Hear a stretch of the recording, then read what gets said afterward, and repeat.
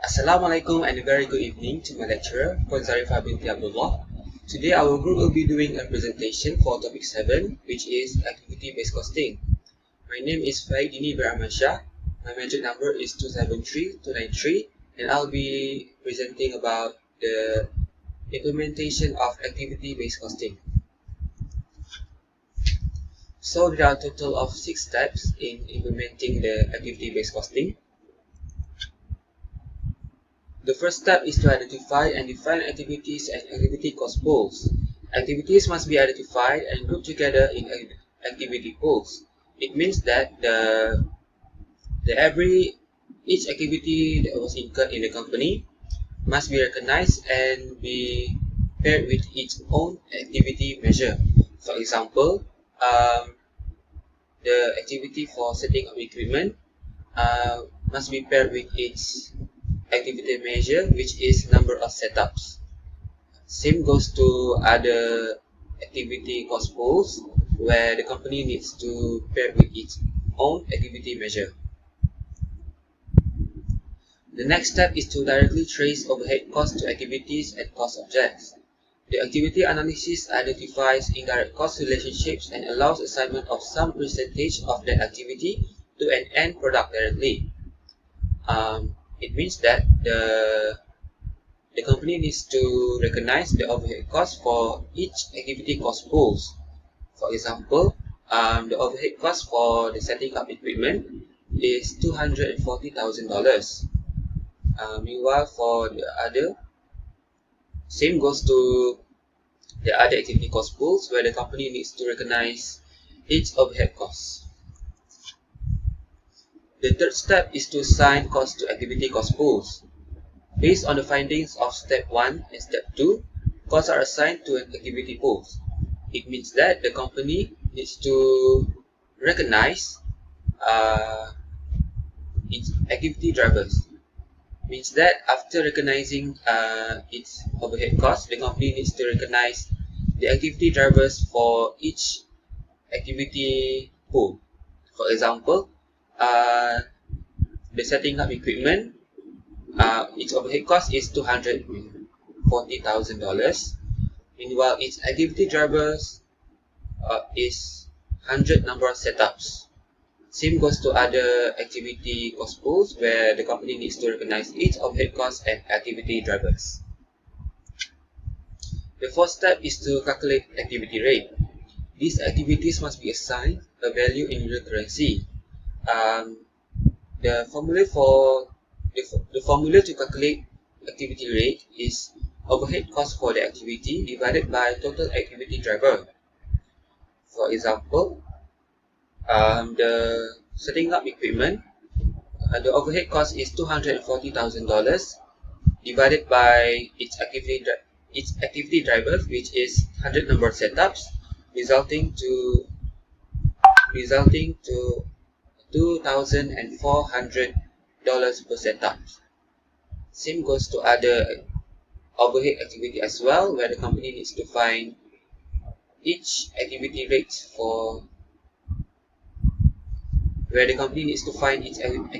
for each activity cost pools. So the fifth step is to assign cost to cost object. Once activity costs, pools and rates are identified and clearly defined, the next step is to assign them to cost objects. It means that the activity rate that we find from the previous steps, we need to multiply with the activity driver for certain job. This will be resulting to unit cost for This will be resulting to the unit cost for the product. Lastly, the last step is to prepare management report. Once ABC costing analysis is complete, the cost data should be placed in a concise and coherent manner for cost object and process owners. It means that the company needs to prepare a management report to calculate the product margin for every job. Next, we move on to the implementation of activity-based costing in manufacturing environment. Based on opinion from Jun Jong-no and Brian H. Kleiner, they stated that the activity-based costing system gives a more accurate unit cost for the product rather than using other systems such as traditional costing system. Next, from Mehmet and Janet, they stated that after implementing activity-based costing, one company can evaluate their customer and provide accurate cost data for price quotes. This information helps to target resource utilization, which may lead to an even greater customer value. Next, from Ince and Michelle, they concluded that there are three factor types that was involved in implementing activity-based costing, which are motivators, facilitators, and catalysts. These three factor types interact together to promote the cost accounting change. And lastly, from Cohen et al., he has done a study on some Greek companies about whether they have implemented activity-based costing or not. As the result, there are a total of 40.9% where a company has already implemented activity-based costing, which is known as activity-based costing adopters. Meanwhile, there are a total of 31.9% where the company doesn't want to implement activity-based costing, or known as ABC deniers. Meanwhile, there are a total of 13.6% where company doesn't want to implement ABC activity-based costing in the future, which is known as ABC supporters. And lastly, there are a total of 13.6% where companies doesn't care or ignorant about activity-based costing, or known as ABC unawares. Thank you. Good morning, doctors. My name is Jin Kasing. Today I'm going to present about the factors of influencing the adoption of ABC in the organizations. So ABC has emerged during the periods of 1980s to ensure that the overhead cost utilization is achieved. A study was conducted have shown that the ABC benefits organization and business. However, studies have also shown that ABC adoption remains low. Organizations tend to use traditional system for the purpose of overhead costing. There are 7 variables to be analyzed in these studies which are potential for cost discussion, decision usefulness of accounting information technology, organization support, training, and performance measurements. In order to determine which variable has significant impact on adoption of ABC, tables on variable in the equation is referred.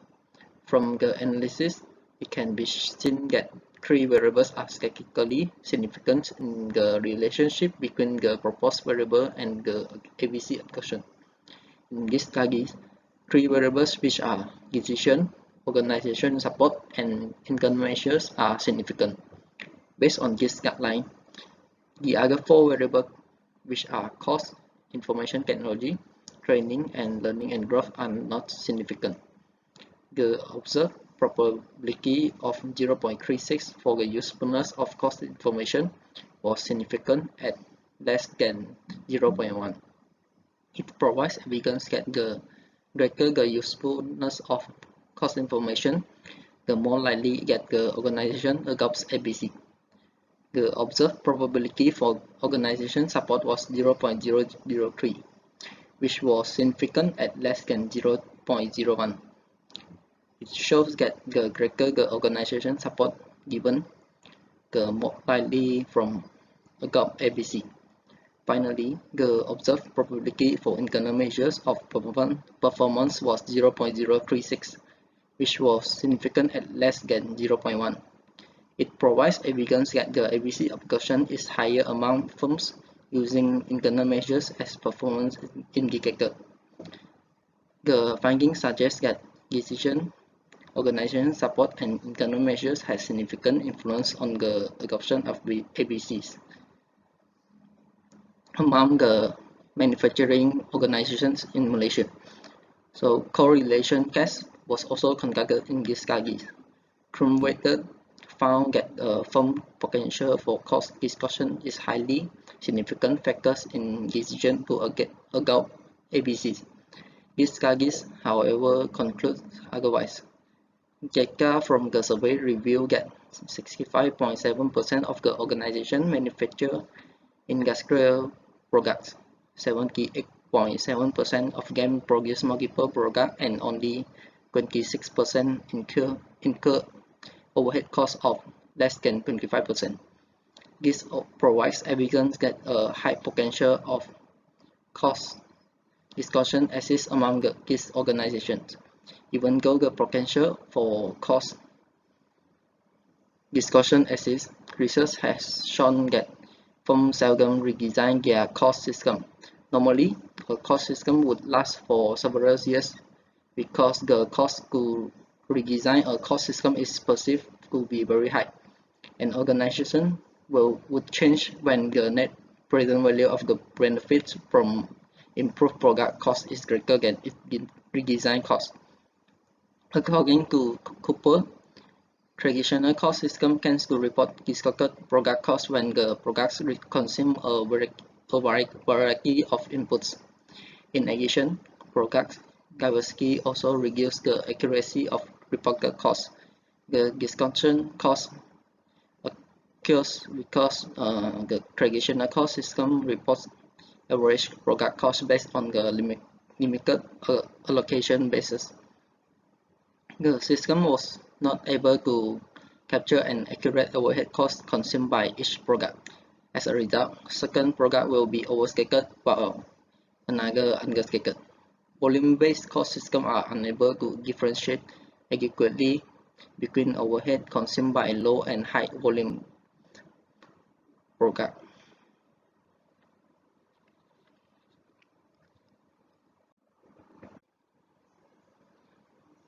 As percentage of overhead to total product increase, it becomes more important to effectively manage the overhead cost.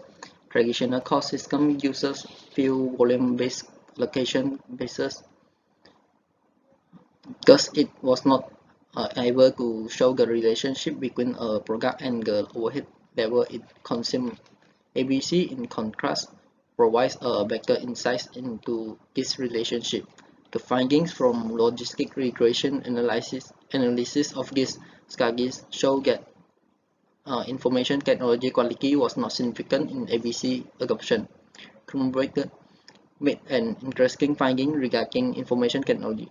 While information technology was found to be not significant in her logistic regression analysis, this variable emerged as a significant variable with a positive coefficient in other logistic regression analysis. Her findings suggest that ABC adoption is positively associated with strong existing information technology. Due to the small number of adopters, these studies did not include an order logistic regression on the variables, thus unable to conclude for or against the above-mentioned finding. In relation to training, Krummeyer found that training is related to reaching the highest stage of ABC implementation. She explained that her studies reflect level of training relating to the design, implementation, and usage of ABC. However, she combined the three phases due to their high correlation with ABC success in the study, which by Shell. In these studies, most of the ABC adopters are at the initial stage of ABC implementation. Therefore, it is likely that the training is not an important factor for ABC adoption among these organizations. However, a significant relationship between training and ABC adoption would probably be seen should the sample represents a different group of ABC adopters. So that's all my presentation. Thank you for watching. Assalamualaikum warahmatullahi wabarakatuh. My name is Aina Salwa binti Ahmad with metric number 273685. So today I will present about the advantages of activity-based costing, and there are 6 advantages. So the first one is activity-based costing is more useful in measuring product costs to be obtained more accurately and making product mix decisions and pricing decisions made so better factory management, because the firm was able to identify the relative profitability of the products and understand cost drivers. The companies will find it is helpful to make decisions on capital budgeting process. This is because they can evaluate easily on investments in new technologies, and it will enable the management to see where the important costs occur as well as what provides them. So the second advantage is the pooling of costs by activities or activity areas provides information that may help managers to better plan and control costs. So information generated by an activity-based costing system can also encourage companies to redesign products to use more common parts. When activity-based costing system is in use, an activity-based flexible budget may be developed. So such a flexible is more accurate than conventional budgets because multiple cost drivers are identified to explain the behavior of overhead costs. So the third advantage is activity-based costing provides insight for the analysis of customer profitability, distribution channels, brands, region, and other areas that directly affect the profitability of a firm. Because activity-based costing links performance of particular activities on the organization's resources consumed. And also the activity-based costing system creates opportunities to product designers to make for cost reduction. Decisions about improving pricing, marketing, product designing, and product mix can be made more efficiently. The fourth advantage is the prices competitors set for their products are important factors in making decisions whether a company enter a new market or not. The estimated long-run cost of a product that will enable a company to enter or to remain in the market and compete profitably against its competitors is called target cost. So Japanese consumer product companies often use target cost in their pricing strategies. An activity-based costing system can be particularly helpful as product design engineers try to achieve a product's target cost with provided information. The fifth advantage is activity-based costing system generally improve the ability of an analyst to estimate the cash flow. By separating costs into activity pools and identifying a cost driver into each pool, the analyst can more accurately determine the level of various costs that will be incurred. So activity-based costing recognizes the interdependencies of cost drivers to activities. By identifying the weak product lines and accurate costs, activity-based costing helps to increase the organizational efficiency and profitability. The last advantage of activity-based costing is activity-based costing system is the suitable method for correct and accurate information. It helps industrial marketers in 3 ways. It results in cost estimates to use in pricing, guides industrial marketers to adjust in negotiations to yield significant cost reductions, and indicates areas for change in operations to permit cost reductions that will allow the company to satisfy customer wishes better. So that's all for advantages of activity-based costing. Thank you. Hi, I'm Wong Kim Fai, and now I will present the disadvantages of the activity-based costing system. In the article, I found that activity-based costing system is more costly compared to the traditional costing system. I say so because in the activity-based costing system, it consists many numbers of the cost pool and the multiple cost drivers. In order for us to implement the activity-based costing system, we are require many numbers of the labels, and it will increase the cost to manage the activity-based costing system. In the result, activity-based costing system is more expensive and higher compared to the traditional costing systems. Next, the activity-based costing system is more complex and difficult for the manager to implement it. It is because in the activity-based costing system, we need to identify the activities and we need to identify and selection of the cost drivers and in the end assigning the cost to the cost objects. Due to the complex of the activity-based costing system, it is increasing the work of the managers, and there are many firms prefer using the traditional costing system rather than the activity-based costing system due to the reason traditional costing system is more simple and more easier for the managers to implement it. Other than that, due to the complexity of the activity-based costing system, it influences the decision-making process of the firms.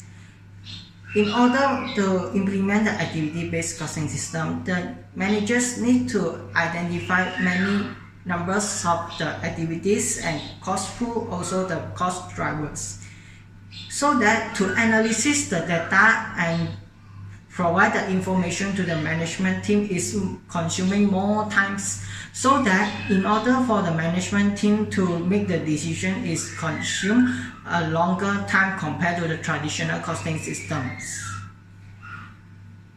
Furthermore, the activity-based costing system is not suitable for all kind of the company. It is because activity-based costing system has the different utilities for the different companies. For example, the large manufacturing company is most useful in the activity-based costing system compared to the small manufacturing firms. This also that the activity-based costing system is advantage for the firm which is use the cost plus the price, and the firms that will not prefer to use the activity-based costing system or favors for the activity-based costing system which use the market-based the pricings.